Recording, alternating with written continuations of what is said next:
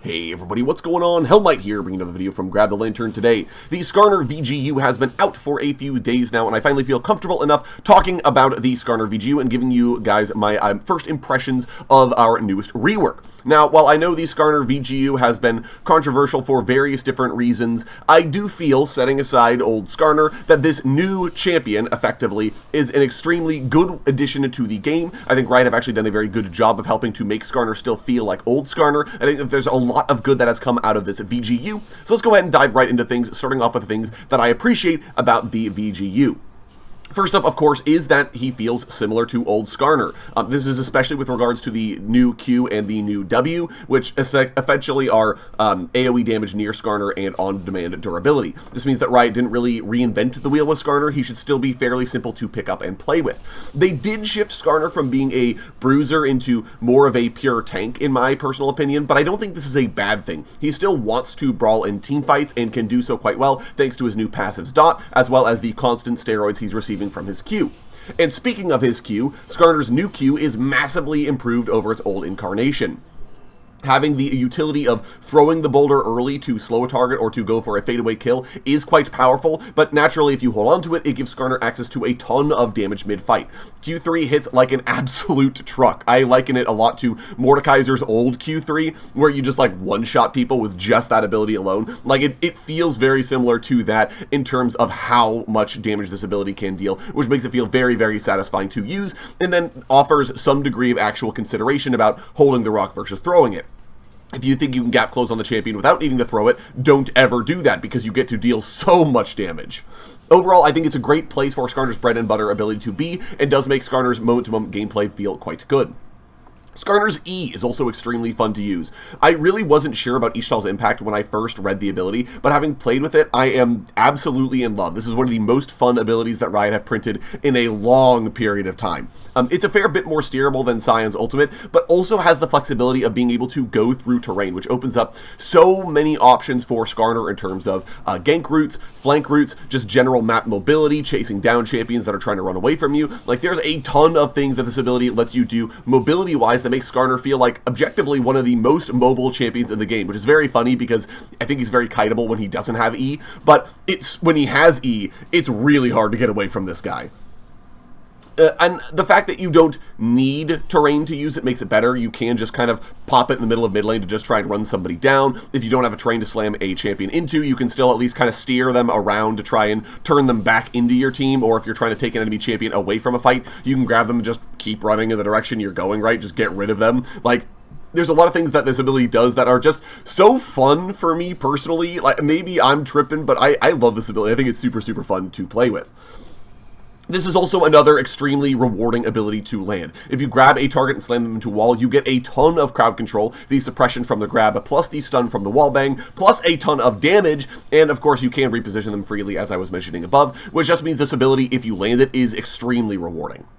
I think Skarner's ultimate changes have also stuck quite well. Obviously, Impale did get powered down in a few key ways, which we'll talk about in a bit, but there are some major advantages with this new version of the ability.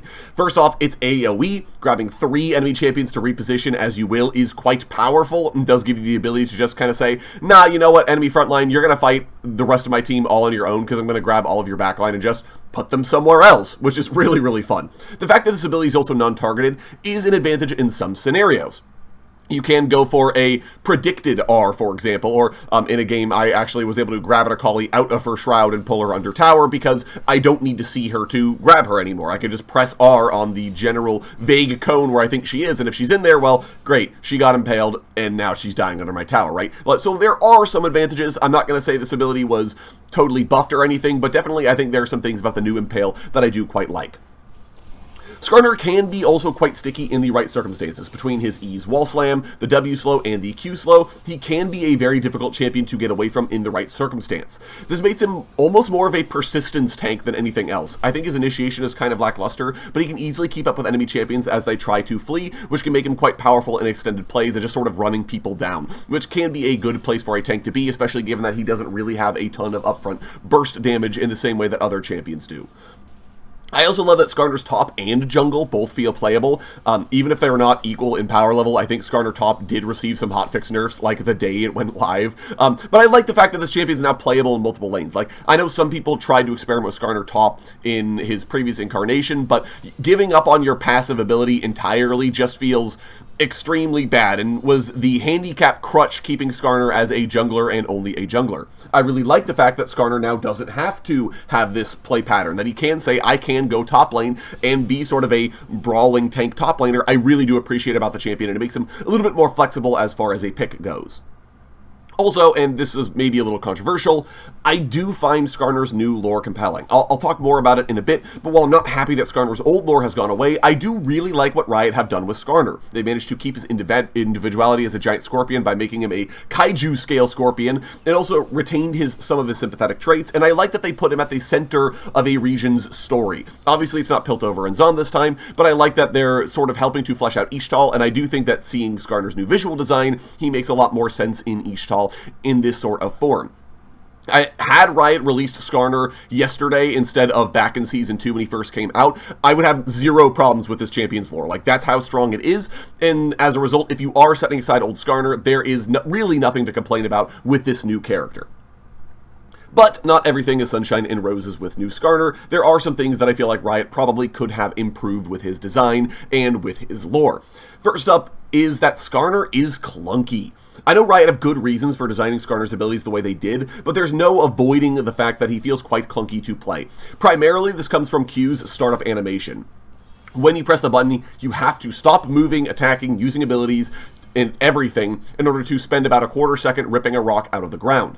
This is an unavoidable delay that can be really frustrating at times. Now, this can also be doubly true because the Q reactivation window, I found myself accidentally throwing the rock immediately because I wasn't sure my input went through. Right, it's the middle of a fight, you might have been crowd controlled, you're sort of mashing Q like, oh, did I get a rock? And you can't really see the rock particularly well when it's held in Skarner's claws, and then you end up throwing it at point blank and you're like, oh, well, I just cost myself my Q steroid because I had no idea. And in part, it's because of the delay where you're not sure if you're CC'd or if you actually did pick up the rock or not.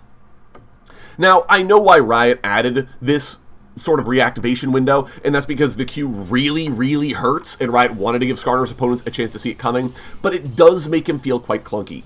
Skarner's E hitbox as well can feel a little arbitrary at times. Sometimes it feels like you miss a target you should have hit, and this is a really punishing ability to miss. You don't do like anything if you miss Ishtal's impact, so it doesn't feel particularly good when you miss out on a hit because the hitbox just kind of felt like it was saying, nah, you weren't actually in range, don't worry about it. And R, of course, and I'll talk more about this, but R did receive a fairly decent nerf just in the fact that it has a wind-up time now. So being able to go for something like a flash R doesn't really exist. There are times where if you're not perfectly aiming your ultimate after slamming someone into a wall with your E, like, you're going to miss the R. The enemy champion can literally take 2 steps and like get out of your R's area of effect. There are a lot of things that I think that make the R just kind of feel clunky. And while you could say that, oh, well, Skarner's like a big kaiju scorpion, he should feel not very dexterous or agile to play, it just leads to an experience that's a little frustrating when you try to play him. And speaking of Skarner's R, there's no way around how much it got nerfed. Flash R is off the table because of the lengthy wind-up animation, which removes one of old Skarner's biggest plays, and he also can't damage champions that he's grabbed with anything other than his W. When he grabs champions now, before there was like some elasticity in when Skarner would impale a target where if you pulled them and then moved back towards them, you could get closer to them in order to like Q them or something. But now Skarner holds them at a fixed distance from him at all times. This means he can't auto-attack them because they're out of range. He can't cast his Q because his tails are occupied with holding the enemy champions. He can't use his E. Skarner's basically just stuck there holding champions like, hey, anybody want to do anything about these guys? Because I can't. While this is a very powerful ability for a tank to have, grabbing 3 low-health champions and dragging them back into your team to their doom, it does mean that Skarner on his own doesn't do an awful lot with Impale. He grabs guys and says, okay, now what? Like, unless there's a tower there or another champion, you just kind of suppress them for, I guess you're waiting on cooldowns or something. There's not a big play that Skarner can make on his own with Impale nowadays, as opposed to before where he could at least get through some kind of damage while they were suppressed. Now, obviously, Impale becoming a lot less reliable gives Riot a ton of leeway to buff Skarner's base kit. I do really think that Skarner's base kit feels good to play on its own, and it's not like R has become totally nerfed into the ground, but it does have some playability issues in its new form that can make it a little frustrating to play with.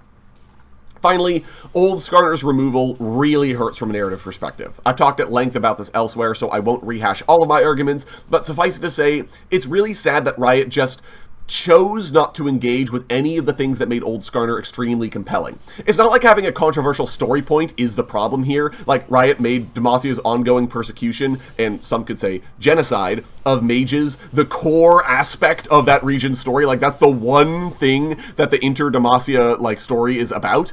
But for whatever reason, they just really didn't want to touch Skarner's old lore, apparently, like, implying that, oh, maybe Jace and the people in Piltover and Zon are bad people for using sentient beings as their power sources is like a bad thing, but we don't want to have to have them confront it. We're just going to say, no, Skarner's not from Piltover and Zon anymore. Get out of there.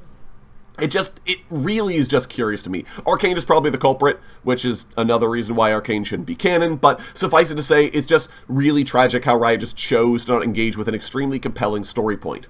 It's also not like Skarner wasn't a unique character before either. Riot talked previously about how a crystal scorpion isn't unique, but I've seen literally one other piece of media that has a crystal scorpion in it. Technically, it wasn't even fully crystal, it was glass, and it was another extremely niche game. If you know what I'm talking about, you know what I'm talking about.